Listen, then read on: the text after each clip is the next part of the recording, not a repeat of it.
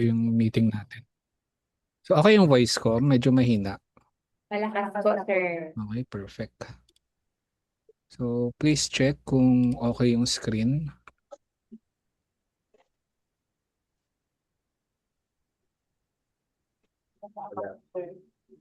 Nakikita niyo? Wala pa po, sir. Ay, Sige. okay na po, sir. Okay. Ayan. Okay. So, once again, good afternoon. So, this is our sixth module ng ating Service Excellence Series. So, it is titled One Team Professional at Work. Teamwork, Emotional Professionalism, and Conflict. So our goal today is very simple. Personal conflicts should not affect teamwork, communication, and guest service. Hindi natin kailangan maging close friends para makapagtrabaho ng maayos. What we need is respect, coordination, reliability, and professionalism. So by the end of this session, I want everyone to understand how to handle disagreements, feedback, bad moods, and work concerns without allowing them to become personal. So let's start with one important idea. We do not have to be close friends to work well. Okay. Ano yung slide ko? Yes po, sir. Okay. Very good. So professional teamwork is based on three things. So tatlong bagay yan para masabi natin meron tayong maayos na professional teamwork. It is respect, coordination, and reliability. Respect means tinatrato natin ang bawat isa with the same courtesy and professionalism. Coordination means we communicate, we share information, and also support operations. Reliability means we do our assigned responsibilities and follow through. So hindi natin requirement na maging magkakaibigan tayo outside work. You can disagree with a coworker but still communicate respectfully. You can be upset but still makakapag-turn over ka pa rin ng kompleto. And yung guest natin should never ever feel yung effect ng ng personal tension inside the team. So that is professional teamwork. This also applies kapag wala tayo sa mood. Pag tayo ay bad mood. So lahat tayo may araw na it's not our day. So we feel not okay. But we still have to be professional. May mga araw tayong pagod, irritable tayo, stress, disappointed, frustrated. Normal ang magkaroon ng emotions. But professionalism is about what we choose to do with those emotions. So kung tayo ay pagod, we are upset, we should still control our tone. Yung tono natin paano makipag-usap.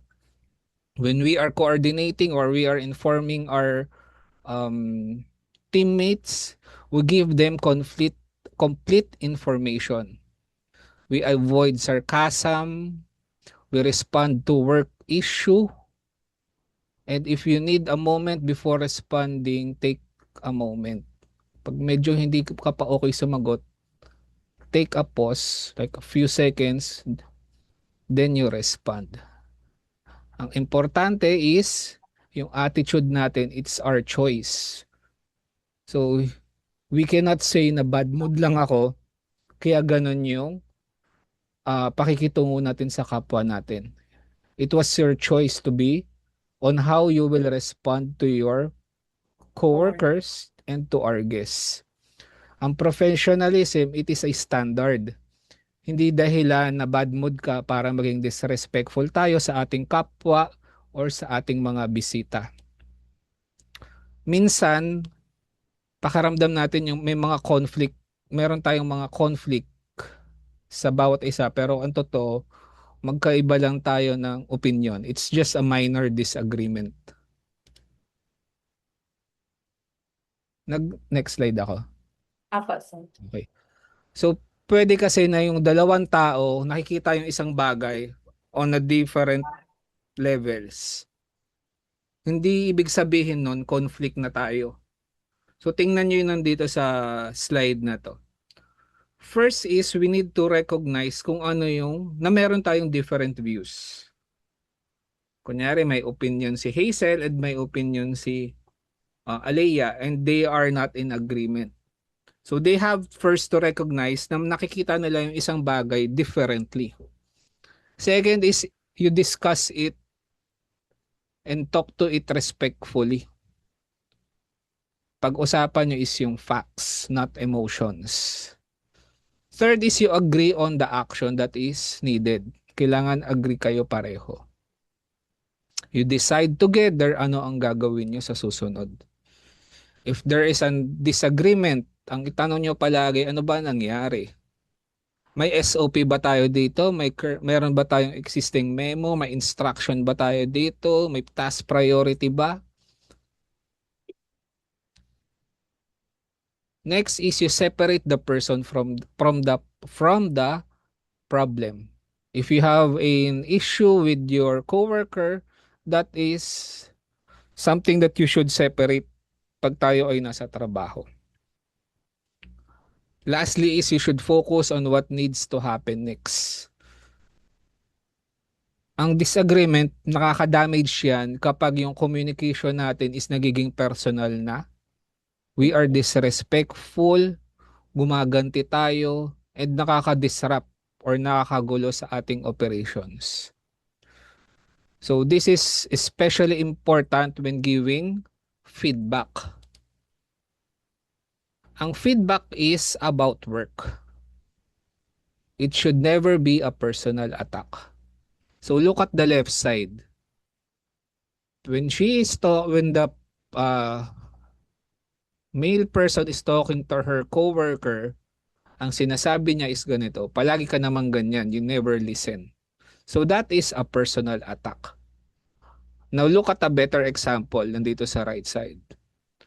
So the turnover was incomplete, kulang yung pag-turnover mo sa akin. So review natin kung ano yung mga information na kailangan isama next time.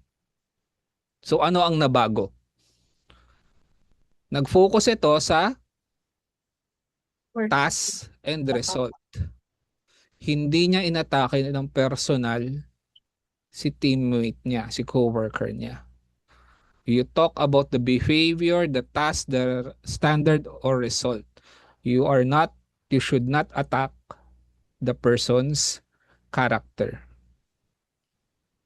Kapag tayo ay upset, there are two behaviors na kailangan natin, we should completely avoid it. So these two are those behaviors, retaliation and gossip. So ano ang retaliation? So si coworker, galit siya dun sa kasamahan niya. Ang ginagawa niya, hindi niya pinapansin. Kasi galit siya eh. Hindi siya nagbibigay ng tamang information sa kasamahan niya. Hindi rin siya nakikipag-coordinate. Mas pinahihirap niya yung trabaho ng kasamahan niya. So that is retaliation. Gossip, basically chismis. Kinikwento mo sa iba yung issue mo sa kasamahan mo. For example, si staff A may problem with staff B. Ang ginagawa ni staff A, ikikwento niya kay staff C na si staff C naman ay walang kinalaman sa problem ni staff A and staff B. So what happens kapag ganun ang ginawa niyo? Gumagawa tayo ng operational problem.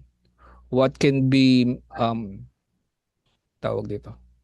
Yung maayos between the two person, you are involving another person. Tayo ay 7-person team lang. So imagine if two person are having a problem and sasama niya si third person, basically you are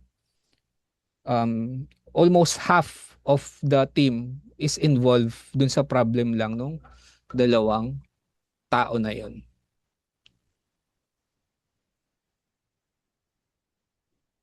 So if there is an operational concern, if there is a work-related concern, you raise it to the proper channel. If you want, you can issue the instruction sa GC or the logbook. So that way, napoprotektahan mo yung tao and yung team. Or you can just escalate it to me to mediate sa inyo para pag-ayusin kayong dalawa. 7 lang tayo dyan eh. So, yung mga problems natin with one another, very ano yan, napapansin ko yan. Kahit ako ay wala dyan sa property, I could um, observe that there is a problem. So, let's talk about kailan yung best time to raise our concern before it becomes an emotional matter. So, we should raise concerns early. Yung mga frustration natin, you inform it immediately or you settle it immediately bago siya maging argument, bago siya maging pagtatalo. If it's a work concern, you raise it early. Sabihin mo kung ano yung concern mo habang yung facts ay malinaw pa. Kasi habang pinapatagal nyo yan, nakakalimutan nyo yung mga detalye and nagfo-focus kayo dun sa grudges nyo or sa sama ng loob nyo sa kasamahan ninyo. I-explain nyo kung ano nangyari, ano yung naapektuhan sa operations. For example, dahil hindi okay yung communication nyo with the kunyari, gabi natin, sample natin si front desk. Si front desk morning, hindi okay yung pag-turnover niya sa front desk afternoon. So may mga na miss out. So what happens next? Nagiging problem siya sa front desk afternoon kasi hindi nakapag-proper turnover. Same way na kunyari bad trip si front desk ng panghapon, hindi maayos yung turnover niya dun sa graveyard natin. So we should habang maaga pa, sabihin nyo ng maaga. Use the proper communication channel. Sabihin nyo yung facts. And we should resolve it early to avoid it becoming too personal. Another part of professionalism is knowing which communication channel to use.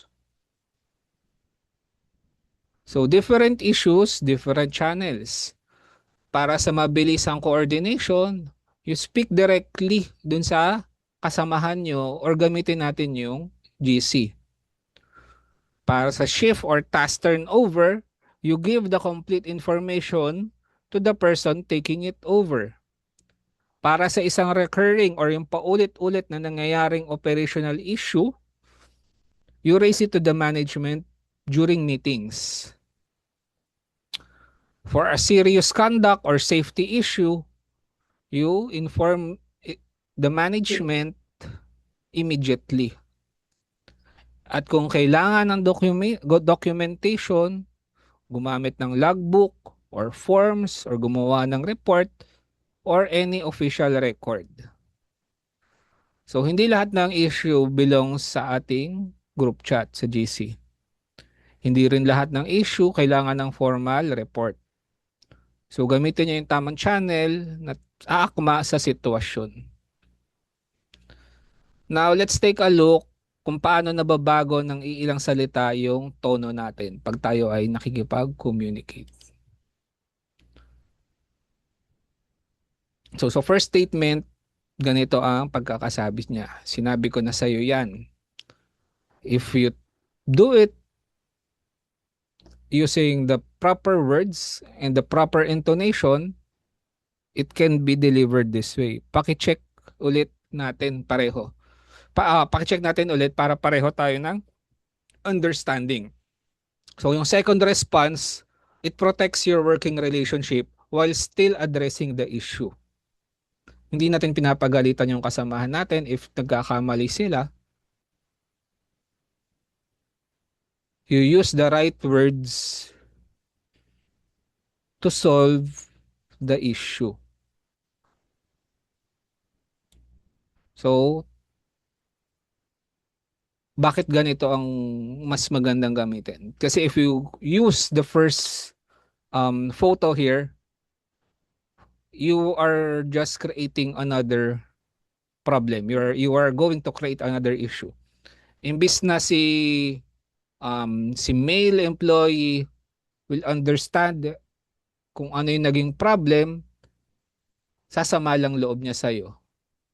So pareho ng masama ang loob niyo sa isa't isa. At hindi niyo naayos yung problema natin sa trabaho. So let's take a look sa isa pang common phrase. Protect your responsibility without sounding unhelpful. So instead na sabihin nyo na hindi ko trabaho yan, you can say that may ginagawa lang akong assigned task sa akin. So ano ang dapat nating unahin? So bakit mas maganda yung pangalawa? Kasi pinoprotektahan mo yung responsibility mo pero nakikipag-coordinate ka pa rin. A professional teamwork means coordinating priorities.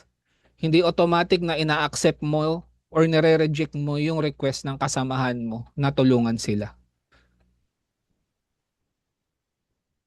Minsan, ang tamang sagot ay sige, tutulungan kita. Minsan naman, ang tamang sagot rin ay mamaya na. Pwede rin naman, minsan, ang sagot natin dapat ay tingnan muna natin kung ano yung task na dapat mauna. So, tingnan natin ano yung mga common statements at gawin nating mas professional ang ating magiging response. So, there are 4 statements here. I want you to um tawag dito.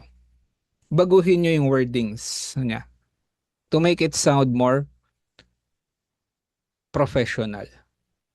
So, our goal natin is to keep the message clear nang hindi nagbi-blame, walang sarcasm or dismissal. So, ang goal natin is to make everything um, clear, respectful, and useful for the listener. So, instead of bahala ka dyan, ano ang tingin yung magandang uh, sentence?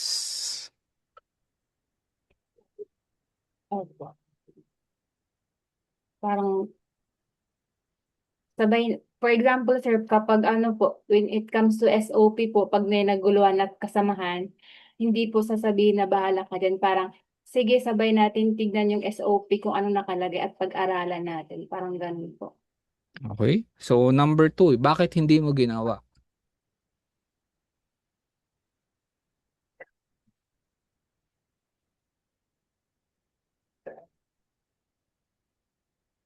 So, kanya may task siya.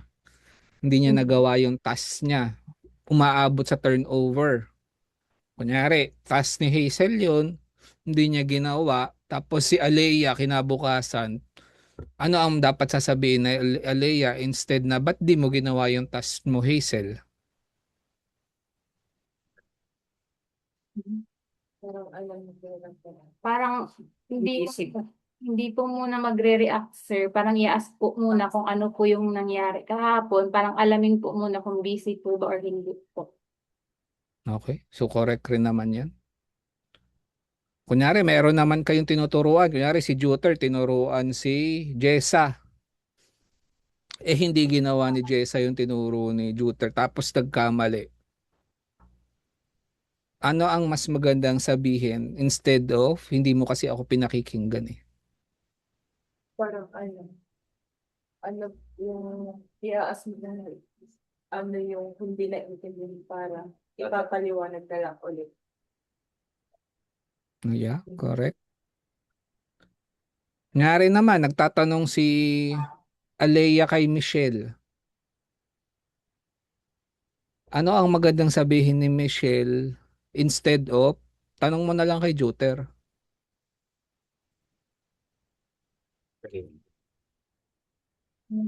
Alam natin. Alam natin. Alamin po, ano po, sabay po kami ano kay Sir Juter, alamin po namin para yung concern po namin, sir. Okay, so yung goal natin palagi is to make our message clear, nang hindi tayo nagbi-blame, walang sarcasm. Alam niyo yung sarcasm na ano, na word? Ano ba ang sarcasm sa Tagalog? Wala po. Pag, pag, Parang piloso po parang mga Parang ganun. ganun po. Yeah, parang medyo parang gano'n. Dismissal, alam niyo yung dismissal na word naman. Yung parang pinagsasawa ng bahala nila. Ay, correct. Oh. Yun yung tamang word. Sa walang bahala. So, parang okay lang yan, wag na yan. Parang gano'n. So that is the goal. So tingnan naman natin how would we respond to a more realistic situation. So meron tayong 4 scenarios ito. So, scenario 1, si coworker natin ay irritable pero kailangan mo ng information. Ano ang dapat mong gawin? Do you avoid them, react to their mood, or approach them professionally? Professionally. So paano nyo gagawin yung kunyari yun? Ano ba maganda example? Give me an example. Kunyari magtatanong si Michelle kay Jessa tapos si Jessa ay wala sa mood. Yung sa refund po. Saan? Kapag may refund po, sir. O kunyari may refund. Magtatanong si Michelle kay Jessa. Eh si Jessa wala sa mood. Irritable siya nung oras na yon. So how will Michelle approach Jessa? Ano sir, ask ko po siya, Miss Jessa, ask ko lang po about po dun sa for refund ng room 3 kagabi kung na-i-prepare na po siya, kung nakabukod na siya sa fan. Yun po sir. Okay. So scenario to naman, coworker corrects your work. So paano ka mag-respond without becoming defensive? For example, i-correct naman ni Michelle si Jessa. Dahil for example, yung ano bang process? Sabihin natin sige, yung refund pa rin. Kunyari mali naman yung process ni Jessa. Paano mag-respond si Jessa dahil kino-correct siya? Ano na lang po, sir, yung makikinig po at iintindihin po yung problema po na ikinokorek sa akin yun ang mission. Okay, scenario 3. So hindi nyo alam kung anong mauunang trabaho. So paano nyo masisettle yon? Kunyari you have to do you are going to do something pero hindi nyo alam kung anong mauuna. You are in a disagreement. So paano nyo isi-settle yung kung sino ang trabaho mauuna dapat? Yung hierarchy po ng task, sir. Or hierarchy po ng kung sino po yung uunahin. Okay, correct. Yung priority ladder. Ako, yung priority. Titingnan natin kung anong priority ladder. Is it for safety? May guest-facing inquiry ba? Time, anong uling isa? Time concerning matter? Tapos routine or yung helping other. helping our co-staff. Itong scenario 4. So yung coworker natin is mataray siya or harsh siya magsalita kapag nape-pressure siya. So how will you talk to someone who speaks that way to you?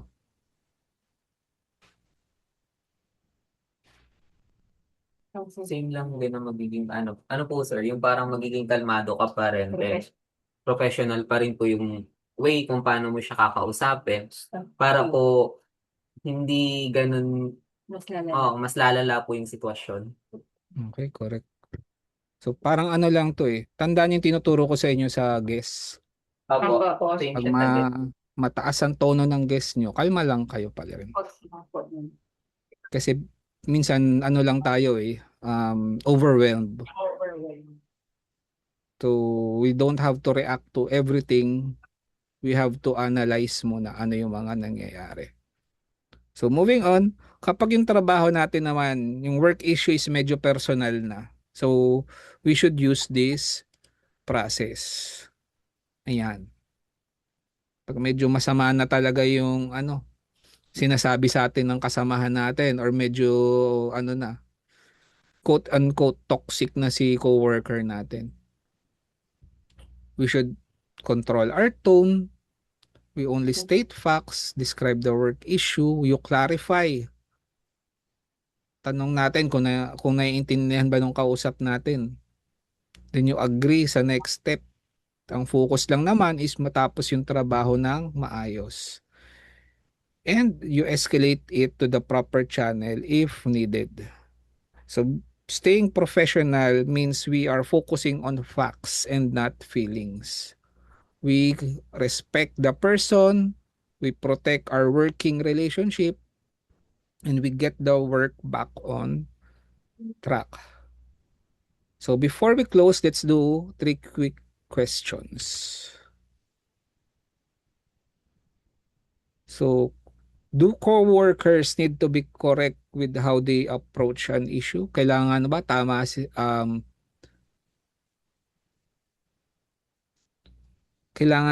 tama ang pag-approach ng isang kasamahan natin sa trabaho sa isang issue?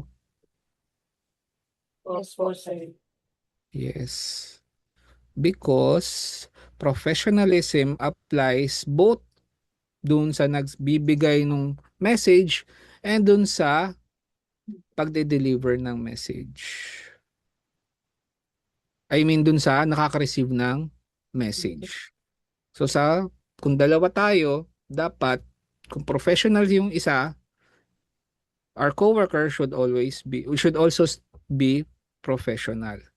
So question 2, how can you use the questions from this training to handle new or repeated work conversation? So ano ang kailangan nating alalahanin? So yung sinabi natin kanina, we pause, tingnan natin yung facts, we clarify kung tama yung mga pagkakaintindi natin, we use respectful wording palagi pag nakikipag-usap sa kasamahan natin, and we agree on the next step. So last question is, what should be your focus when giving and receiving feedback? Tingin niyo. Kunyari, bibigyan niyo feedback sa kasamahan ninyo. Ano ba ang focus natin? Improvement po. Result Yeah. po. Ano? Result po. Yes, correct. Result. So, the others is yung work mismo, yung behavior, and the standard. Hindi yung character ng tao. So, buuin natin lahat ng mga pinag-usapan natin kanina. So, ito yung final takeaway natin. We should show respect. We give the right facts, complete facts. We coordinate, we resolve, and we escalate if needed. So, all of you should remember this. Pag kayo ay medyo wala sa mood, sabihin nyo sa sarili nyo to. I will not allow mood, disagreement, or personal feelings to interfere with my responsibilities. I will communicate respectfully, address work issues early, and use the proper channel when concern needs escalation. So parang mantra nyo dapat. Hindi natin kailangan mag-agree sa lahat ng bagay. Pwede tayo magkaroon ng disagreement. Pero gawin natin siya in a professional manner. Hindi natin kailangan maging close friends. But we have to be professional co-staff with each other. Kasi we are a team. So kapag yung team natin is not doing things professionally, it affects every one of us. Nararamdaman nyo ng trabaho ko. Nararamdaman nyo ng guest natin. And nararamdaman nyo rin sa inyo na pag hindi okay ang isa't isa. So, I hope that this session or module taught you something. May natutunan kayo. So, that would be all. So, any questions? Wala po, sir. Wala naman. Janice, may question? Wala po, sir. Okay. So, yung mga hindi naka-attend ha, so after nito, pag natapos ko na yung module 8, yung mga hindi nyo na-attendan, pwede ko kayong i-one-on-one. para maturuan ko kayo, and possible na pwedeng kung may mga concerns kayo, dun yung sabihin sa akin. So I could talk to you personally rin after nito. So I'm planning to do another one-on-one para kuha yung mga inyong evaluation sa ating whole module, whole service excellence series para rin mas ma-improve ko ito. Rose, may concern? Wala yatang mic si Rose. Anyways, so wala na tayong concern. Okay. So that would be all. So thank you for your time, everyone. Paano nga ulit patayin to? Kaya nga, hindi ko alam kung paano